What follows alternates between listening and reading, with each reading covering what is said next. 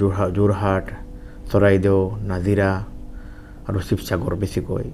বহুত বেছি এফেক্ট হ'ল আপোনাৰ আমি সঁচাকৈ বহুত বেছি মৰ্মাহত আৰু প্ৰত্যেক মানুহে মোক ফোনো কৰি আছে কিছুমান আপোনাৰ মিডিয়াৰ মানুহ ফোন কৰিছে মই নিজে নিজাববীয়া কিছুমান তেওঁক সহায় কৰি আছোঁ তথাপিও আমাৰ জমিয়ত এটা লোকেল টিমে তাত সহায় কৰি আছে তো আমাৰ হোজাইৰ পৰা এতিয়ালৈকে এটা আনফাৰ ফাউণ্ডেশ্যনৰ টিম আৰু জমিয়ত উলামাৰ এটা টিম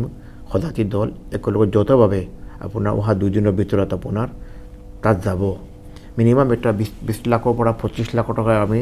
এটা সামগ্ৰী দি পেলাই পঠোৱাম কিন্তু এইটোতো বহুত কম কাৰণ আমি চিন্তা কৰিছোঁ আপোনাৰ এই ফ্লাডৰ পিছত যিটো অৱস্থা হ'ব ভয়াৱহ অৱস্থা হ'ব মানুহৰ ঘৰলৈ যাব কেনেকুৱা যাব মানুহ ঘৰত বোকা থাকিব মানুহ বহুত বেছি ঘৰ এফেক্ট হ'ব সেই সময়ত আমি চিন্তা কৰিছোঁ মিনিমাম আৰু এটা 75 লাখ টকা মিনিমাম 1 কোটি টকা ধৰক টোটেলি আমি দিয়াৰ ব্যৱস্থা চিন্তা কৰিছোঁ আৰু আপোনাৰ মোৰ গা বেয়া মই যাব পৰা নাই কিন্তু অহা 1 মাহৰ ভিতৰত মই নিজে গৈ পেলাই বাকী যিটো আপোনাৰ 75 লাখ টকা আৰু বেছি আৰু হ'ব পাৰে মিনিমাম 1 কোটি টকা কৈছোঁ আপোনাৰ আজিৰ পৰা মই দিম কিন্তু বেছি আৰু হ'ব পাৰে কিন্তু এইটো মই একৰ লগত আপুনি নিজে গৈ পেলাই বাকী ঘৰে গৈ পেলাই যি মানুহৰ ঘৰ ধৰক আপোনাৰ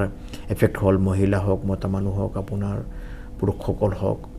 20,000 15,000 25,000 এনেকুৱা ঘৰৰ অৱস্থা থাকিব আমি মিনিমাম 1 কোটি টকা আমি সহায় আগবঢ়াম মই বাকী লগতে মই অসমবাসী ৰাইজক মই অনুৰোধ কৰিম যাৰ যেনেকুৱা সামৰ্থ্য আছে এই সময়ত সব মানুহৰ কাৰণে সময় এই